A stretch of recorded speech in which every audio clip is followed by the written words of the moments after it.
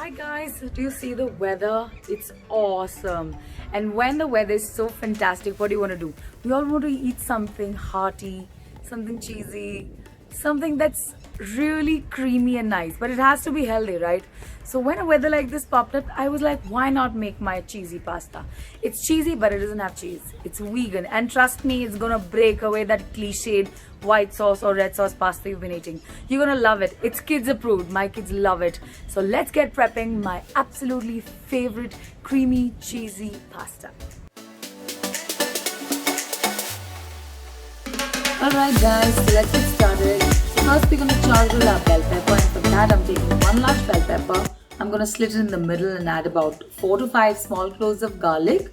I really like putting them before grilling because I really love the flavor that they give when you char grill them. You can char grill them in your oven or your OTG or a griller that you have.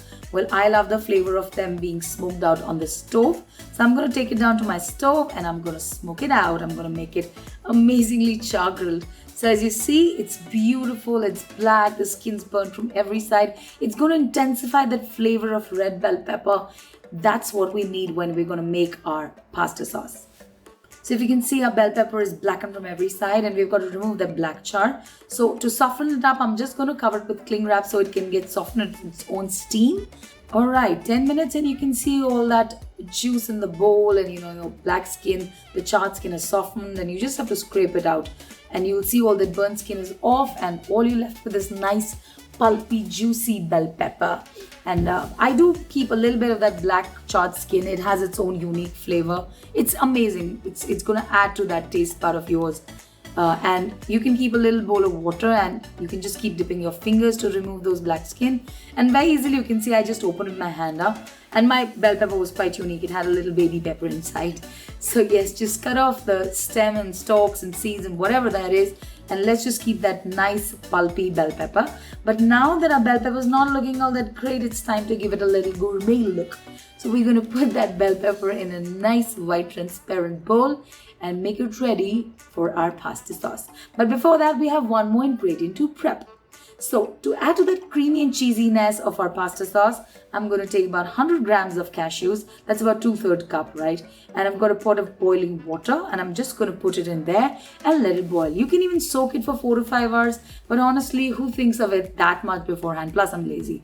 And when I can just boil it for like 5 minutes and do the job, it's fine. So I'm just going to boil it for 5 minutes till they're nice and tender and soft. And no skipping this step. You need to have it because this is what's going to make our pasta sauce nice and cheesy and creamy and add to that richness in our pasta sauce. Alright, time to prep for our pasta sauce. I've got my handy dandy blender and let's get making our pasta sauce. Alrighty, so first up, yes, the boiled cashews. In they go. Up next is our char-grilled bell pepper. What beauty. You have no clue how amazing they taste just like that. And yes, I did add cloves of garlic. It's right there in the mixture. And I'm going to add a juice of 1 lemon. So make sure it's just one. Don't add a big one. It's fine to reduce the acidity. You can always increase it later, but you can't decrease it. So 1 is good enough. I will adjust it later as per my taste. And once that's that, I'm going to add a bit of seasoning. I love cayenne. You can add paprika if you just like the color. But I like heat. Even you can add red chili flakes if you're really fond of heat. So I do that when I and my husband eat it. So I'm just going to add cayenne and then salt as per taste. That's about 2 teaspoons. Again, it's always as per taste. You can adjust it later. Last but not the least, to add a little thickness in our pasta sauce, I'm going to add oats. I'm adding rolled oats. If you want to add quick oats, you can add that too. I just had these handy and that's what I use. So about 2 to 3 tablespoons. If you can see, I'm using the home spoon, so it's much easier for you to see the measurements. And I'm going to add about 500 ml of water. So I've got 1 liter of water. You see how easy I'm making it for you? You don't need all those equipments. You just take a bottle of 1 liter and you pour down about 500 mils and a tad bit more. You know how that is. We all home cooks have that, tendency of adding that little bit more for that right perfection consistency. Alright, so let's get blending. So as I get blending, I'm going to add my seasoning or salt or whatever I want to add. And don't worry, you're not gonna get even that bit of that oats raw flavor that you think you're gonna get. No, it's gonna be really nice and creamy. Oats is just gonna thicken it. The dominant flavor is going to be more your sour and your bell pepper smokiness and that cashew creaminess. Now that the sauce is made and you can see how runny that is, don't worry, we're gonna heat it up and those oats are gonna thicken it up. Okay, so let's get cooking our pasta. I'm gonna take a big pan, pour in water, drizzle some olive oil, put in some salt. Alright, so once that's there, I'm gonna add about half of what I had in pasta. I'm using capellini because it cooks really quick. It's thin and my monkeys were giving me a hard time, so I knew I had to cook at the earliest. So if you can see, I'm making my pasta dance, but that's simply because it cooks really quick and I don't want it to overcook, which really happens. And like I said, it's a little tricky pasta. You can use any pasta that you like. You can use pani, you can use spaghetti, you can use bow tie, fusilli. It works well with all sorts of shapes, all right? So once it's kind of dunked in that water, I'm going to get the pan off of heat. I don't want to cook it further and I want it al dente so that when I put it in my pasta sauce, it absorbs it better and adds that starchiness. So for my pasta sauce, I'm taking my pan. I've added about 2 to 3 cloves of garlic. I'm going to saute it. Mostly you will just see people kind of like letting it be translucent, but I love that little crispy flavor of garlic. So it's a personal choice. You don't want it, you don't have to do it, but I love it. So I'm going to make them a little crispy and then I'm going to put that pasta sauce.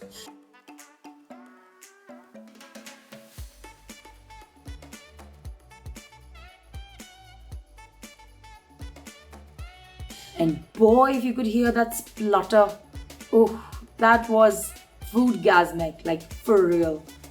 And now I'm gonna stir it, and you might just see my hand movement a little fast. No, I'm not superwoman. I'm just stirring it really fast so I could thicken it up. All right.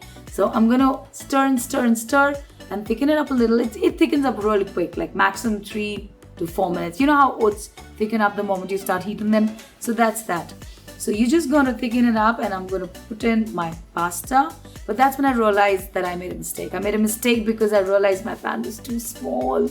It could not accommodate all the pasta and all the sauce. And it happens, it's my first cooking video. So please let it go. Just look at the food and the taste. It's not the pan that should matter, right? So I'm cooking that pasta in there and I realized my pan is small. So what do? Well, we change the pan. But I'm still to make a mistake. I'm gonna spill that pasta sauce, that precious pasta sauce. By the way, this pasta sauce is really versatile. You don't have to just use it for pasta. You can use it for chicken, your salad, your sandwiches, your dip, your starters, your side dish, your gravy, everything. It's very versatile, all right? So I cooked it and I changed it into a bigger pan. And now it's time for me to season it. But before that, can you see how nice and creamy and cheesy it looks? Like, it's amazing. I could just eat it off of screen.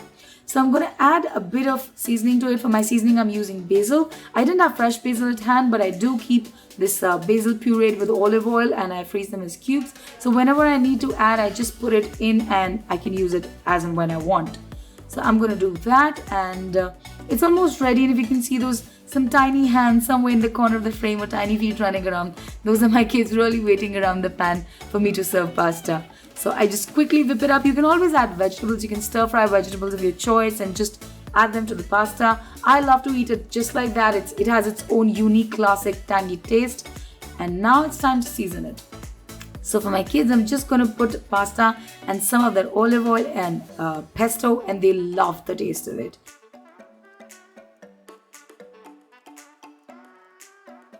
You can see how cheesy and creamy it is and everybody loves it. Not just kids, like grown-ups, like amazing. I add a little variations to these pasta. If you can see from the picture, it has chili flakes and I do add a little bit more lemon because I really like that citrusy flavor.